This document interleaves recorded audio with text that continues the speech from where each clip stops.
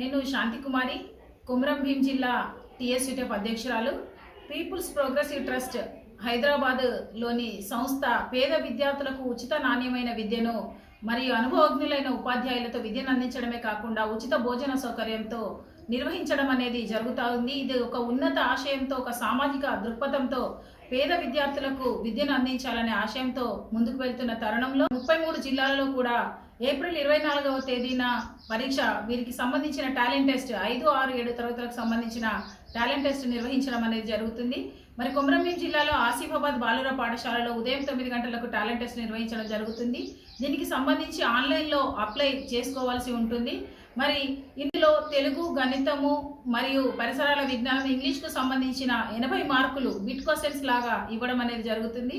ఇందులో ఎక్కువ మార్కులు సాధించిన వారిని రాష్ట్ర వ్యాప్తంగా ఒక 1000 ఎంపిక చేసి వారికి నాణ్యమైన విద్యను అందించడం అనేది, వీరికి భోజన సౌకర్యం, హాస్టల్ వసతి కూడా ఉంటుంది. దీనికి సంబంధించిన వివరాల కోసం మండలాలలో, జిల్లాలలో ఉన్న యూటీఎఫ్ నాయకత్వాన్ని సంప్రదించాల్సిందిగా కోరుతా ఉన్నాను. ఇది మంచి అద్భుతమైన అవకాశం పేద విద్యార్థులకు. మరి తల్లిదండ్రులు లేని అనాథ పిల్లలు కానివ్వండి, కేవలం తల్లి తండ్రి లేని వారికి కానివ్వండి, వాళ్ళకు తప్పకుండా ప్రిఫరెన్స్ ఇవ్వడం అనేది జరుగుతుంది. వారికి అప్లై చేసేటప్పుడు వారికి సంబంధించిన డెత్ సర్టిఫికెట్లను కూడా వాళ్ళు అప్లోడ్ చేయాల్సి ఉంటుంది. బోనాఫైడ్ మరియు డెత్ సర్టిఫికెట్ ఫోటోతో పాటు ఆన్లైన్లో అప్లై చేసుకోవాల్సి ఉంటుంది.